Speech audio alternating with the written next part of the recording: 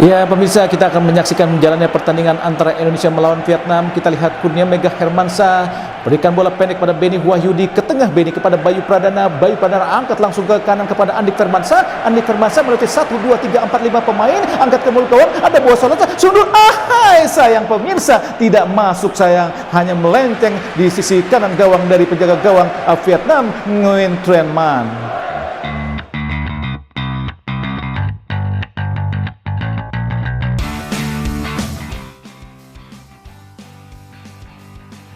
Sebetulnya nggak ada ya direncanakan, tapi karena sebagai komentator itu kan berusaha menggambarkan bagaimana suasana pertandingan itu seperti apa sih. Nah itulah tugasnya seorang komentator yang mereportase atau play by play sebuah pertandingan. Saat pertandingan itu berjalan seperti apa, kita pasti ingin mencari sebuah ungkapan atau kata-kata yang pas untuk menggambarkan jalannya sebuah pertandingan itu. Kebetulan kemarin saat ada young husband, suami muda, ya sekilas saja terlihat ya young husband, suami muda, atau 7 hari 7 malam, kita menggambarkan tim nasional Indonesia itu diserang terus menerus, nggak pernah berhenti. Ya kita ingin mencari gitu di saat jalannya pertandingan, kita memutar otak kata-kata apa yang pas untuk menggambarkan bagaimana derasnya serbuan Vietnam ke gawang Indonesia. Ya akhirnya dengan kata-kata yang sebenarnya sangat lama ya, kata-kata ini karena sering ada di kehidupan masyarakat seperti pesta 7 hari 7 malam, atau misalkan ya seperti itulah yang menggambarkan bagaimana pesta itu terus menerus terjadi. Ya itu kita menggambarkan 7 hari 7 malam di pertandingan kemarin adalah serangan Vietnam yang tidak pernah berhenti, layaknya 7 hari 7 malam, itu seperti itu sebetulnya. Yang pasti yang paling dilihat ya dari tim nasional itu adalah sebetulnya masalah stamina ya, fisik, dan juga koordinasi antar pemain, khususnya di lini tengah dan lini belakang. Kalau lini tengah itu ya, terlihat banget ya koordinasinya itu tidak terlalu baik, bagaimana mereka berkoordinasi dengan pemain belakang dan juga pemain depan. Kalau untuk stamina, ini PR banget buat, bukan hanya buat tim nasional, tapi memang ini pemain yang sebetulnya PR dari klub-klub yang ada di Indonesia ya. Begitu juga dengan kekuatan para pemain Indonesia tuh terlihat sangat jauh berbeda dengan pemain Thailand ataupun pemain Vietnam. Kita lihat bagaimana mereka berebut bola atau berduel selalu kalah dengan para pemain Vietnam ataupun para pemain Thailand. Jadi kalau saya lihat, evaluasi dari saya adalah stamina dan juga koordinasi di antara para pemain. Kalau menurut saya itu.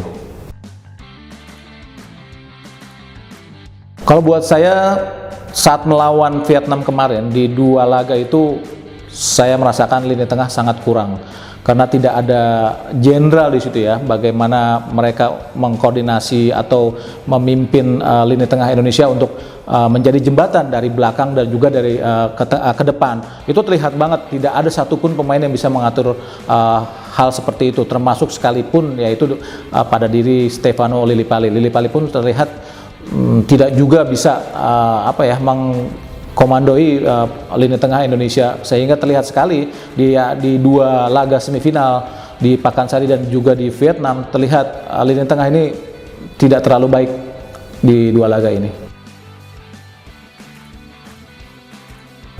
Penampilan yang mengejutkan terbaik yang menurut saya sangat enak dilihat adalah Rizky Pora ya. Saya sebetulnya tidak terlalu menaruh perhatian dengan Rizky Pora, tapi melihat laga permainannya di penyisihan hingga babak semifinal, saya harus memberikan kredit poin tersendiri buat Rizky Pora karena kontribusi dan juga performanya sangat luar biasa baik ya. Dan kalau yang menyita perhatian yang tidak baik ya buat saya, Zulham Zamrun ya. Zulham Zamrun itu sebetulnya saya harapkan, sempat saya harapkan bisa memberikan kontribusi yang baik ya, karena dia adalah salah satu pemain yang punya pengalaman di AFF sebelumnya dan juga tim nasional sebelumnya juga. Saya pikir dia akan menjadi salah satu pemain yang ya bisa melejit. Ternyata penampilannya di 2 laga atau di penyisihan sangat tidak bisa seperti yang diharapkan oleh pecinta sepak bola dan juga pelatih menurut saya sih.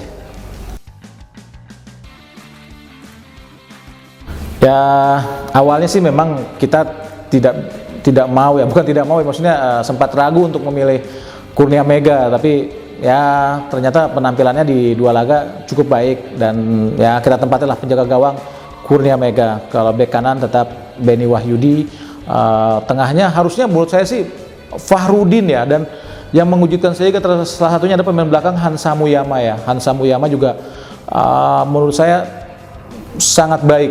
Jadi duet di lini belakang Indonesia itu saya memilih Fahrudin dan juga Hansamu. Di kiri tetap Abdul Lestaluhu.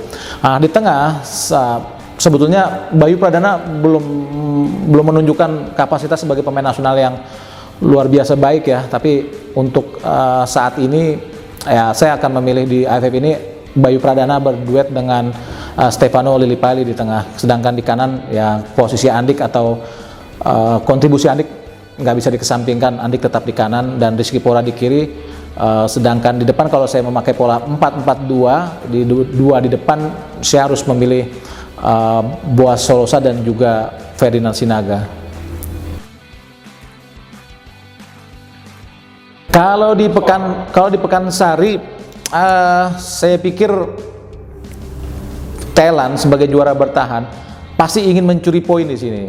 Nah, tapi biar bagaimanapun Indonesia punya peluang yang cukup baik ya di Pekansari, karena bagaimanapun bermain di kandang terbukti kita sangat tangguh ya. Sulit sekali untuk mengalahkan Indonesia di kandang, walaupun Thailand pernah mengalahkan kita di kandang sebelumnya ya, seperti maksudnya di partai-partai normal seperti di AFF 2008 kita waktu itu kalah juga sama Thailand. Tapi saat ini ya saya pikir Indonesia bisalah mencuri poin walaupun tidak dengan skor yang besar ya, cukup tipis lah buat kemenangan Indonesia.